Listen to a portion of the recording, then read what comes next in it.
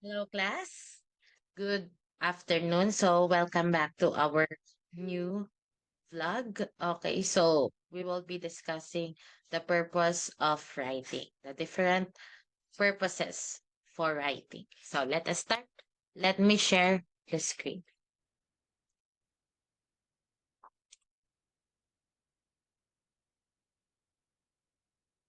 So, what are the common purposes for writing?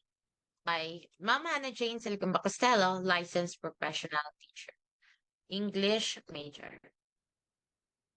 When we think of writers, we normally think of those who craft creative fiction, short stories, poems, and novels, maybe even dramas or screenplays. One key to successful writing, however, is the ability to write the multiple forms and for a variety of purposes.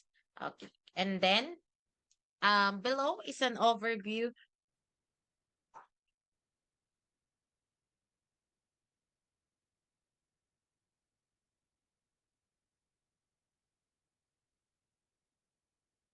Okay, so next is below is an overview of the basic or common purposes for writing.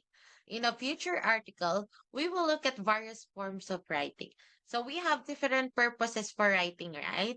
So we have to inform, to narrate, to explain or to elaborate, diba? And then also to persuade or to convince and encourage to believe you for your belief, and also to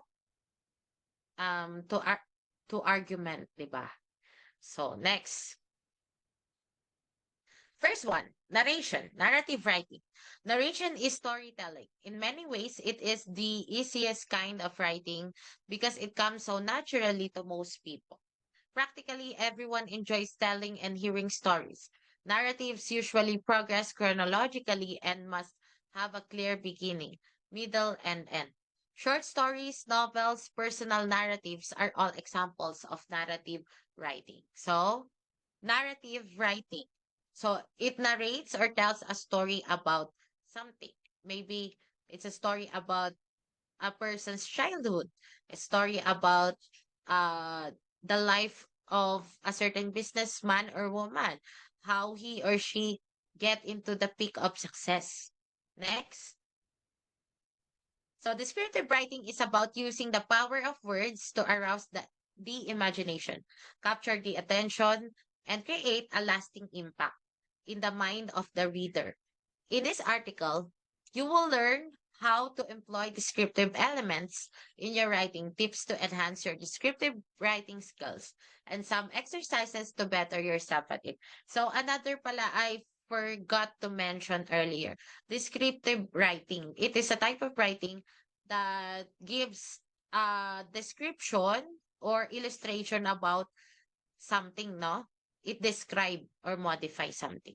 Because modify is an ambiguous term which either mean to describe or to change. Next.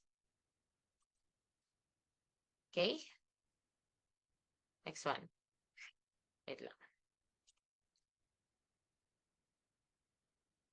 Okay, so we're done already.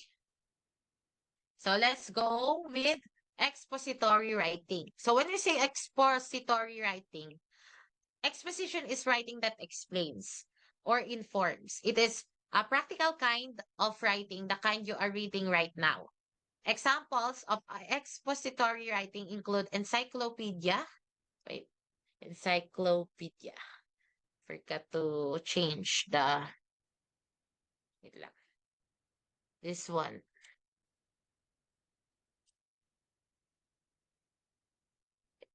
Encyclopedia. Okay. Okay, encyclopedia. Entries, news reports, instruction manuals, informative essays, and research papers. Okay, so expository writing, it is a type of writing that explains or elaborates or informs. Okay, so next is persuasive writing. Persuasive writing seeks to convince the reader of a particular position or opinion. Persuasive writing is in many ways the most difficult to do well because it requires knowledge of the subject, strong convictions, or when we say convictions, strong belief, logical thinking, and technical skill. Some examples of persuasive writing include literary essays, um, and then editorials, advertisements, and book, music, or movie reviews. When I say persuasive writing, you are persuading someone. Okay, you convince them to believe your belief or your own conviction. So it requires a large or colossal amount of skill because or critical skill, diba? Or technical skill. Because how can you convince or persuade someone to believe you if you have insufficient or not enough knowledge about the belief that you have. So you need to have much skill for it. Next, there are four main types of writing styles. Each has a distinct purpose. When we say distinct, unique purpose. Expository, write in this style to explain or expose a topic. Narrative, write in this style to tell a story. Persuasive, write in this style to convince the reader of something. Descriptive, write in this style to create an image in the reader's mind.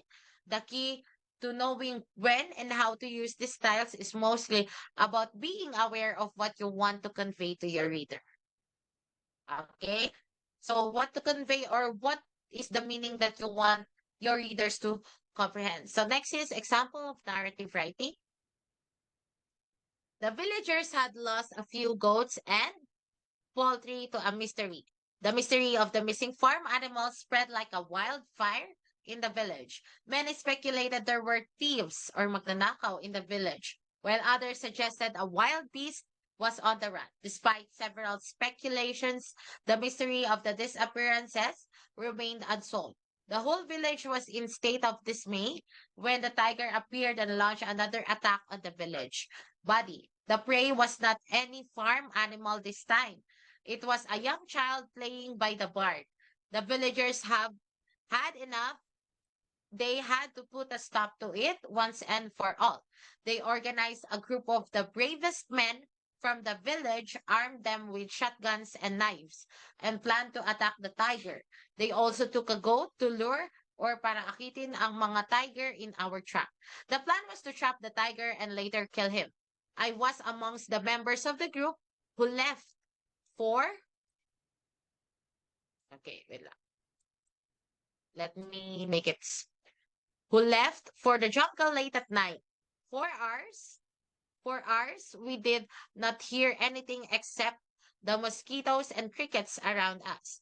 Then we found paw prints on the muddy ground, which assured us of the tiger's usual trail. Thereupon, as the sun rose, we set up a trap using a goat as bait or pain. We were assured that this would catch the tiger immediately. We had almost given up when suddenly around daybreak, we heard the bushes rustle and leaves crackle. All of us shivered or shake in fear to our spines and saw the mystery beast coming. Okay? Beast yan ah. Wait lang. So sorry because I had to, to type it in a short period of time. So the beast, this one. This one is beast. Okay? So next. Okay, when we saw the beast, okay, coming towards us, we changed our guns and pointed it towards the wild beast. We steadied our guns towards the tiger as he jumped to grab the goat. He fell into the trap. One of the members shot the tiger dead, and we rescued the goat safely back to our village. Conclusion. Our mission was accomplished. We had killed the wild beast and had emerged successful. It was an amazing hunting trip, one that would always remain in in my memory for all time to come. So let's see the next one. Okay, wait.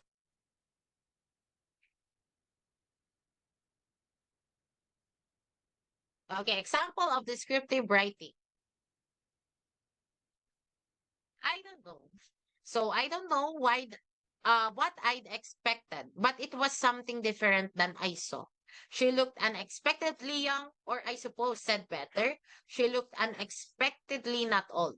Her hair, which was completely white, had a yellowish cast that could almost have been mistaken for a pale blonde. And it was loose around her shoulders and longer than mine. No doubt she normally wore it pulled up in a bun, and such a style would have given her a more predictable little old lady look, but the way it was here now, parted on the side, long, loose, and straight. She seemed ageless as an ancient sculpture. This sense was enhanced by her skin. Though it had the fragile creepiness of age she saw, she had few wrinkles, especially across her forehead, which was smooth to a point of being almost waxy looking. She was all of obvious Northern Germanic heritage, with pale eyes and prominent features. Although she was not overweight, her bones were big and blunt, giving the impression of a tall, sturdy woman. Okay? Twilight Children by Tori Hayden. Okay, so let us.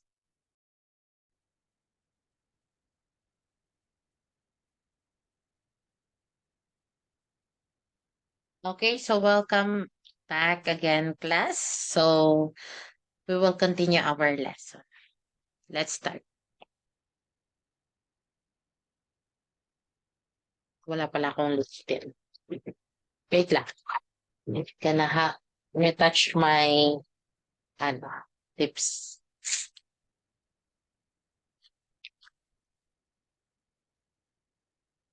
Okay, so let's continue our lesson. So let me share the screen. So again, we will be discussing what are the common purposes for writing, and we end here. Wait lang. We're done with descriptive and expository. Next is persuasive writing. Okay. So we're done with this one also. This one. Okay, we're done with this one and this one. Okay, so now we will be having here example of expository writing.